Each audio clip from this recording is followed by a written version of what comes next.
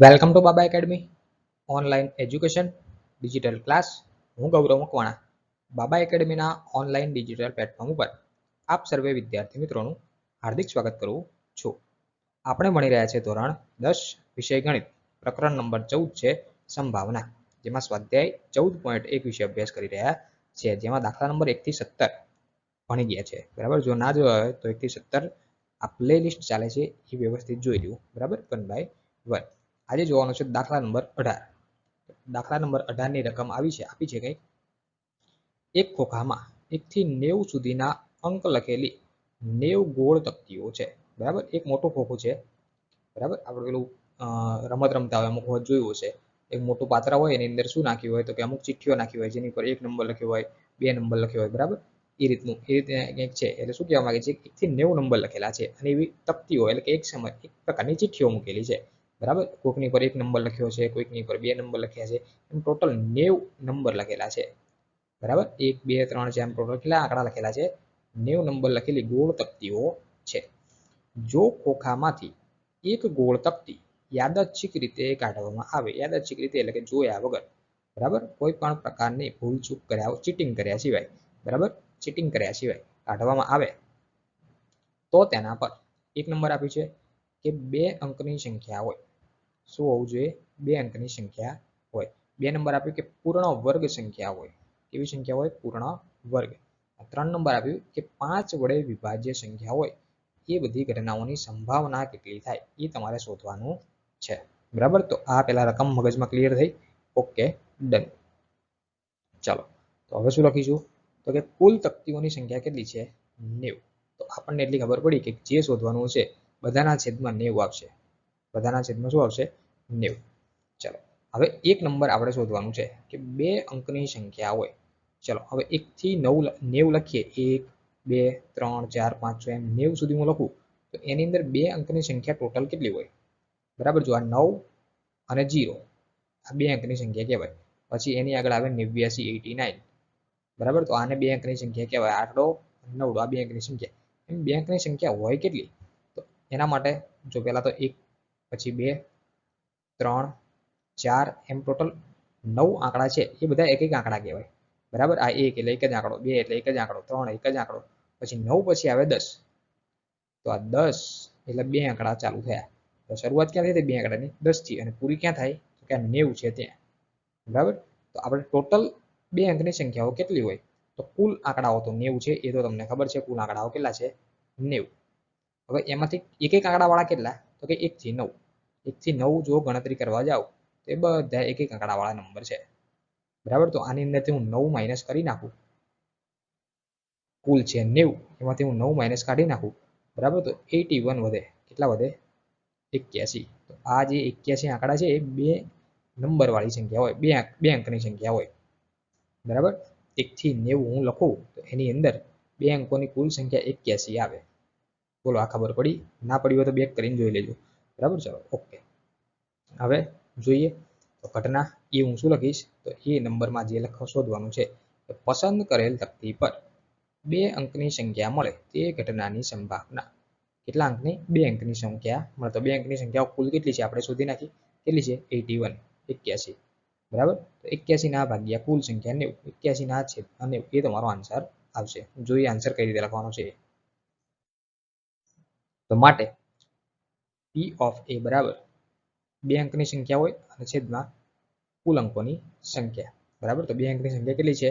81 અને છેદમાં કુલ કેટલા છે? 90. ચલો, અહીંયા સુધી ક્લિયર? તો કે 9 9 81 થશે.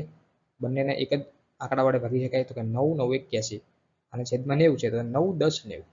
9 10 90 બંને 9 ના ઘડિયામાં આવે તો 9 9 કટ થઈ અંદરથી. ચલો ઓકે. તો 9 ના છેદમાં શું આવશે?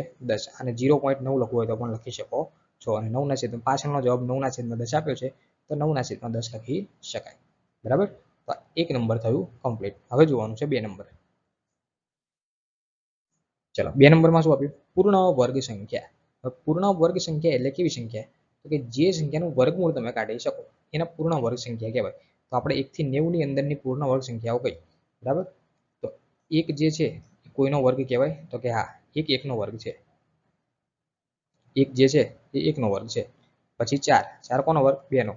9 કોનો વર્ગ 3 નો, તો 1/1 વર્ગ કરવાનો. 1 નો વર્ગ 1, 2 નો વર્ગ 4, 3 નો વર્ગ 9, 4 નો વર્ગ 16, 5 નો વર્ગ 25, 6 નો વર્ગ 36, 7 નો વર્ગ 49, 8 નો વર્ગ 64, 9 નો વર્ગ 81 અને 10 નો વર્ગ કરવા જાવ તો 100 થઈ જાય. કેટલા થઈ જાય? 100. પણ આપણે 1 થી 90 જ આંકડા આપ્યા છે. ગોળ તકતીઓ કેટલી છે? 1 થી 90. તો આ 100 લેવાના આવે નહીં. હવે 1, 4, 6, 1, 4, 9 એમ કેટલા સુધી? 9 નો વર્ગ 81 સુધી તમારે લેવાના આવે. બરાબર? તો કુલ અંકો કેટલા થયા? તો 1 થી 90 અંકો હું લખું એની અંદર કુલ પૂર્ણ વર્ગ સંખ્યા કેટલી થાય? તો 9 થાય. બરાબર? આ 1, 2, 3, 4, 5, 6 એમ ટોટલ કેટલી થાય? 9 પૂર્ણ વર્ગ સંખ્યાઓ થાય. બોલો ક્લિયર અહીંયા સુધી? ચલો ડન. હવે શું લખશો? તો કે ઘટના બી. આગળ ઘટના એ જોઈ, ઘટના બી. પસંદ કરેલ તકતી પર પૂર્ણ વર્ગ સંખ્યા મળે તે ઘટનાની સંભાવના. બરાબર? કેવી સંખ્યા મળે? પૂર્ણ વર્ગ સંખ્યા મળે તેની સંભાવના. ચાલો, પૂર્ણ વર્ગ સંખ્યા મળે છેદમાં કુલ અંકોની સંખ્યા. પૂર્ણ વર્ગ સંખ્યાઓ કેટલી છે? 9. 9 ના છેદમાં 90. બરાબર? 9, 10, 90 થાય. તો ઉપરથી 9 કટ, નીચે આવી ગયા 10. 9, 10, 90. 1 ના છેદમાં 10. કેટલા? 1 ના છેદમાં 10. તો પી ઓફ બી બરાબર 1 ના છેદમાં 10 આન્સર મળે છે. ડન? ઓકે. જોઈએ 3 નંબર. ચલો 3 નંબરમાં શું આપ્યું? કે 5 વડે વિભાજ્ય સંખ્યા હોય તે ઘટનાની સંભાવના. વિભાજ્ય સંખ્યા એટલે શું? બરાબર? તો 5 વડે ભાગી શકાય એવી સંખ્યા. જે સંખ્યાને તમે 5 વડે ભાગી શકો. બરાબર? એને વિભાજ્ય સંખ્યા કહેવાય. કોના વડે? તો કે 5 વડે. 3 વડે કીધું હોય તો 3 વડે ભાગી શકીએ એવી સંખ્યાઓ. બરાબર? તો એના માટે કઈ રીતે શોધશો? તો 5 નો ઘડિયો બોલવાનું ચાલુ કરવાનું. પૂરું ના થાય ત્યાં સુધી. ક્યાં સુધી? 90 આવે ત્યાં સુધી. ટોટલ 90 સંખ્યાઓ છે. તો 5 વડે વિભાજ્ય સંખ્યાઓમાં શું લખશો? તો કે 5 × 5 થાય. તો એટલે આયા 5. 5 2 10, 5 3 15, 5 4 20, 5 25, 5 36, 5 70, 35, 5 40, 5 9 45 અને 5 10 50. 5 10 50 એ આગળ આવે છે, હું લખું જ છું. ક્યાં સુધી લખવાના? 90 આવે ત્યાં સુધી. પણ 5 નો ઘડિયો પૂરો થઈ ગયો. હવે શું કરશો? બરાબર? તો શું કરવાનું? તો 5 નો ઘડિયો ક્યારે પૂરો થતો નથી. આપણી સરળતા ખાતર આપણે એને 5 10 50 એ પૂરો કરીએ છીએ. 5 1 5 અહીંયા ચાલુ કર્યો અને 5 10 50 આપણે અહીંયા આને પૂરો કર્યો. બરાબર? 5 9 45 ને 5 10 50. બરાબર? આ ઘડિયો પૂરો થતો નથી. 5 11 ચાલુ રહી. 5 10 પછી 5 11 ના આવે? 5 11 55. પણ આને આપણે 11 આનું નામ આપી દીધું. બરાબર? ઊંધું કરી નાખ્યું. 11 5 55. 11 5 55 ઊંધું કરી નાખ્યું. બરાબર? એટલે કે આ 11 ચાલુ થઈ ગયા. એટલે 11 5 55. જો આવ્યું 11 5 આ 5 10 50 પછી 11 5 55 12 5 60 5 5 જોવાના 13 5 65 14 5 75 15 5 75 16 5 80 17 5 85 18 5 90. હવે 90 થી આગળ જવાનું નથી. 19 5 95 થાય. પણ આપણે કુલ તકતીઓ કેટલી છે? 90 આંકડા લખેલી. તો આપણે 90 જ પકડવાના. બરાબર? એટલે કે ઘડિયો ક્યાંય પૂરો થતો નથી. આપણી સરળતા ખાતર એને 10 સ્ટોપ કરી દઈએ. 1 થી ચાલુ કરીએ અને 10 સ્ટોપ કરી દઈએ છીએ. બરાબર? Okay done. ચાલો. બરાબર? હવે આ 5 વડે વિભાજ્ય સંખ્યાઓ થઈ 1 થી 90 સુધીની અંદર. કુલ સંખ્યાઓ કેટલી થાય? એ ગણી લો. તો કુલ સંખ્યાઓ કેટલી થાય? 18 સંખ્યાઓ થાય. કુલ કેટલી સંખ્યાઓ થાય? 1 બાય 1 તમે ગણવા જાઓ તો 5 વડે વિભાજ્ય સંખ્યા 1 2 3 4 એમ બધી ગણવા જાઓ તો કેટલી થાય? 18 સંખ્યાઓ થાય. તો હવે આને ઘટના સી નામ આપે. ઘટના સી શું લખશો?